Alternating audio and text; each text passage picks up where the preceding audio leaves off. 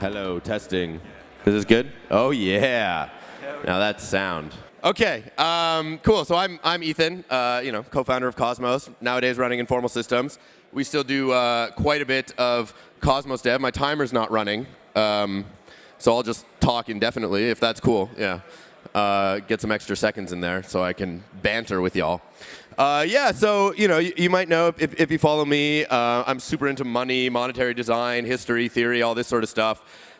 We at Informal Systems, we're one of the lead Cosmos developers. We work on Comet, Cosmos Hub, parts of IBC. We really want to make this technology real for the real world and have real world impact.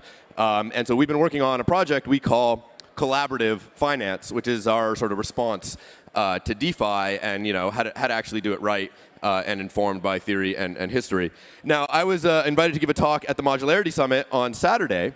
And when I told the organizers I wanted to talk about Ko-Fi, they said, well, that's not on topic. So I said, OK, fine, I'll talk about something else. And then I just told them the title was Modularity and Monetary Design. And then, of course, they were thrilled. But it was still very much a talk on Ko-Fi. Now, I gave that talk on Saturday, and it went so well, and everyone was so happy that they were like, you have to give this talk again at Nebular. So that's what I'm going to do. So I'm going to talk about Ko-Fi. Yeah. All right, represent. Yeah. So thanks for having me. Thanks for sitting here and not being super loud and talking to your friends in the back like all these other jerks. But maybe they'll pile in once they start to see all the excitement we're building here. So I've long felt that money is the killer app of blockchains, of crypto. It's the ultimate multi-stakeholder computation. But to date, we still haven't really figured it out, right?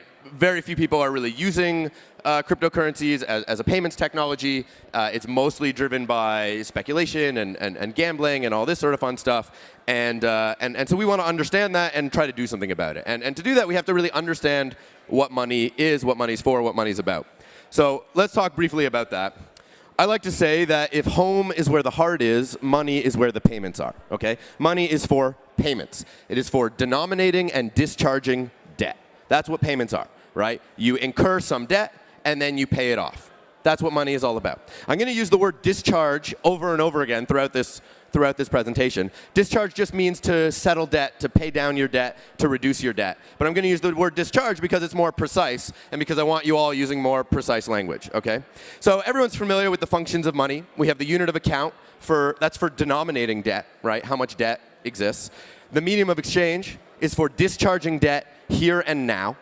And the store of value is for discharging debt elsewhere or later, right? And so we can understand the different functions of money in terms of what they contribute to denominating and discharging debt.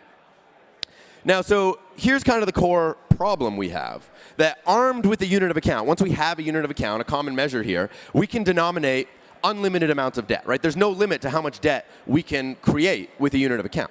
The problem is, how can we ensure that we're going to be able to discharge it all, right? Once we create all this debt, how do we know we're going to actually be able to pay it all down, right? And in some sense, there are certain kind of debts that are ultimately never really meant to be fully paid back, right? Like government debt. The government doesn't want all their debt to be fully paid back because then the whole system might collapse, right? And so we're currently operating in a sort of monetary system based on a kind of debt that's designed not to be paid back, which is really a big problem. But so we want to think about this more fundamentally and think about essentially this.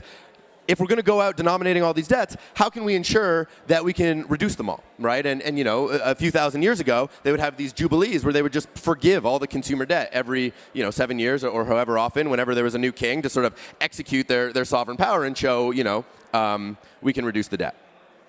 So this problem of how do we ensure that we can discharge all these debts, this is what we call liquidity, essentially, right? The ability to discharge your debts when they're due, yeah? Liquidity is not, how much slippage you're going to get when you trade one shitcoin against another, right? It's not how many assets are piled into this exchange or flowing over IBC. All that stuff is great. It's very important. But fundamentally, liquidity is about this problem. When your debt is due, can you pay it? If so, you're liquid. If not, you're not. You're done. You're out of business, right? And you can be solvent. You can be insolvent for a long time. But liquidity kills you quick. Yeah? Liquidity is the thing that takes you out. And the reason we call exchanges and all this stuff liquidity is because the whole purpose of that is to acquire assets that you can use to discharge your debts, right? So how do we solve this kind of problem in the real world? Where do we manage liquidity? Well, that's where a payment system comes from, right? And I'm going to define a payment system as a set of obligations plus some liquidity source that you can use to discharge debt. Yeah? Now, if you think about that definition for a second, you might realize, well, wait a minute. None of the things I think about colloquially as payment systems, fintech, blockchains, banks, et cetera, actually satisfy this definition. And why not? Because they don't actually represent the obligations. They're just all about the assets, the asset transfers, right? And so that's something, that's a big problem, because the obligations are really where all the important information is. That's where the trust relationships are. That's where we extend credit. That's where we actually engage in, human commercial activity. And the payment is just the other side of it, right? That's where we settle up later, right? But if we're not looking at the obligations, then we're missing actually most of the story, right? That's the foundation of a payment system, are the obligations, right? So let's offer a brief critique, let's say, of existing payment systems, yeah? Now, we're actually writing a white paper about Ko-Fi, actually multiple white papers, because the scope is kind of massive. So everything I'm presenting here is from one of them.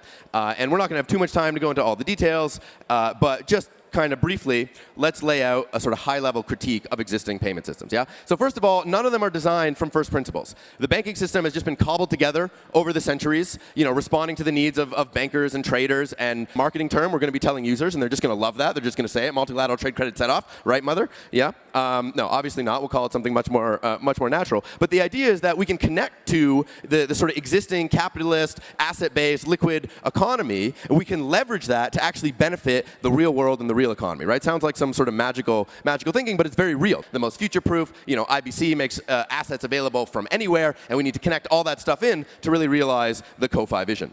Okay, so let's talk about actually the structure of the payment system. I've sort of motivated the design. I'm probably running out of time, but that's all good. So the missing primitive, the fundamental missing primitive, is the obligation. Okay, and we're going to spend about a minute talking about balance sheets and accounting. I hope none of you are too afraid of that. Accounting is really fundamental stuff. I think the world would be a better place if we all thought more about accounting. If we were all trained as accountants, we'd probably be better off. So here we have some balance sheets.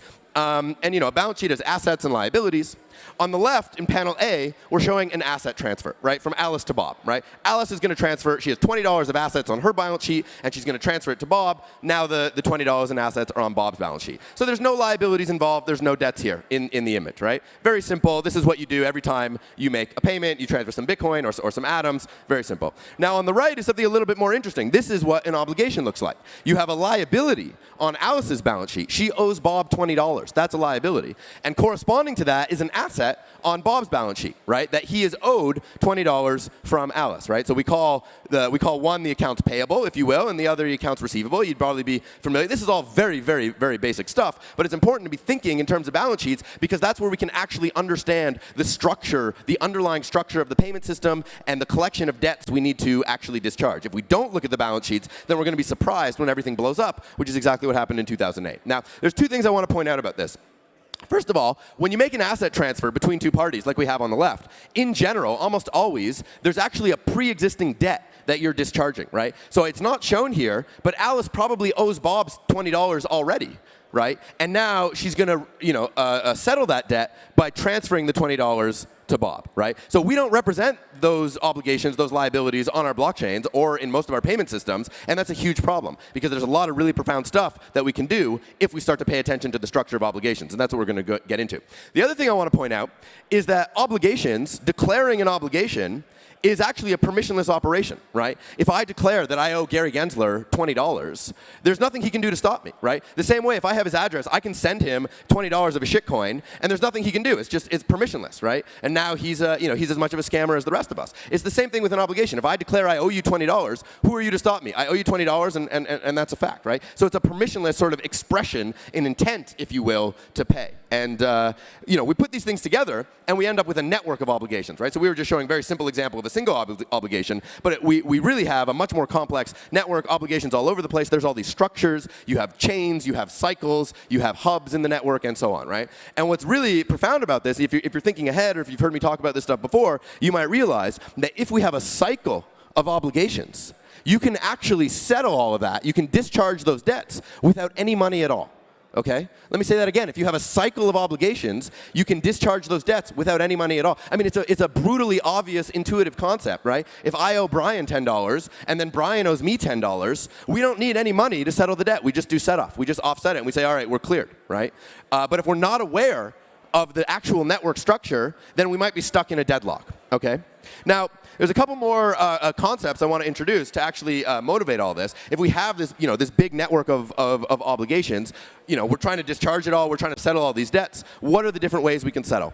Most of modern finance is based around something called novation, right? Where you sell your debt, right? Oh, someone owes me money. I don't want to deal with collecting. I'm going to factor it off, right? Someone's going to buy it off me. I'm going to pool a bunch of debts together into some securitized debt obligation, and we're going to sell it off to pension funds in Germany, and we're going to make a bunch of money on the fees. The whole financial system is based around this sort of like selling off debts. We call that novation. You're changing the structure of the obligation graph, right? You're disrespecting the underlying obligations and the trust structure, right? And that leads to a huge amount of problems. The economists claim, oh, it's reducing risk, and the people who can take the risk, are taking it, but nobody knows what the hell is going on. And obviously, all of that blew up in 2008, right? So what we want to do is something different. We want to say, well, let's try to settle as much debt as we can without using novation, right? Before we sell off a debt, let's see what else we can do. Well, there's a few things we can do. We can do set off, which we just talked about, which is really just clearing, right? If we have a cycle of debts, and if we're aware of the cycle, then we can set them off, right?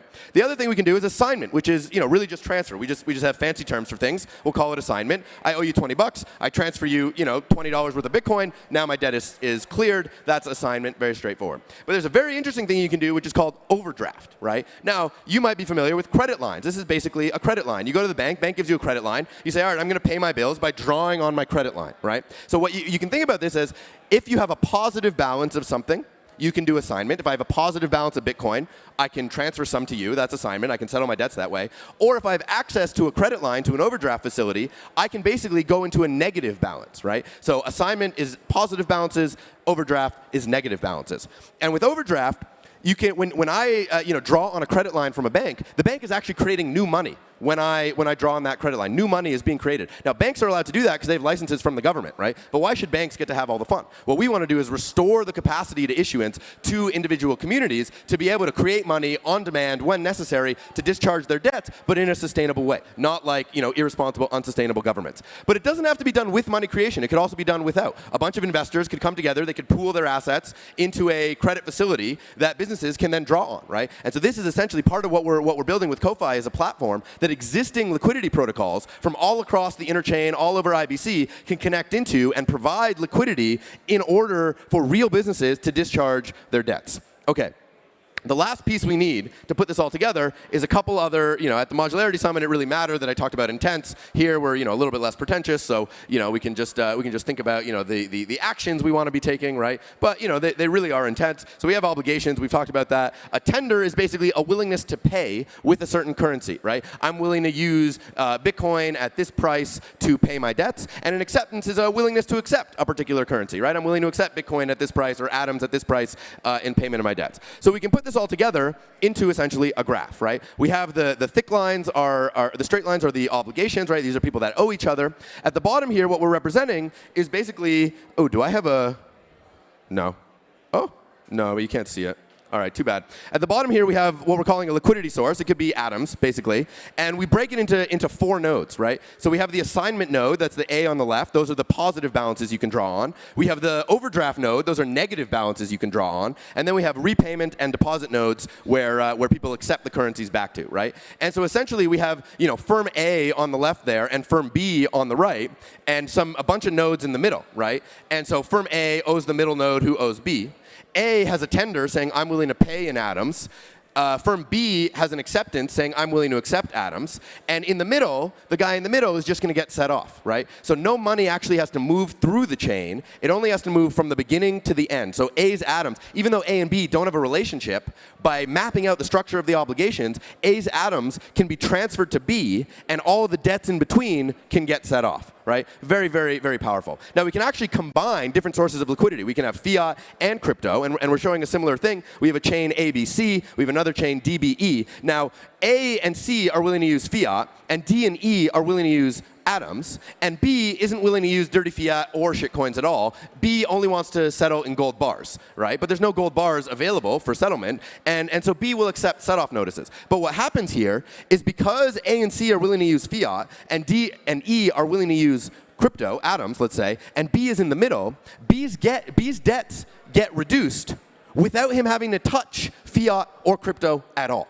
right? So real people's debts can be reduced without them having to touch any currency at all, simply because there are other people in the network willing to touch that currency. So if there's a small number of people willing to pay in atoms, and a small number of people willing to receive atoms, and there's a large number of other people in the middle that don't want to touch atoms at all, they can still benefit, right? And real debts can be reduced because of a small number of people willing to use atoms. So this has really profound consequences, because it means we can start to use cryptocurrency. See, normally, if I want to make a payment with a cryptocurrency, my counterparty has to accept it, right? I say, I owe you money. Will you accept atoms? And they say, oh, they're kind of volatile. Maybe I'll take some USDC, something stupid like this, right? But it's never going to work.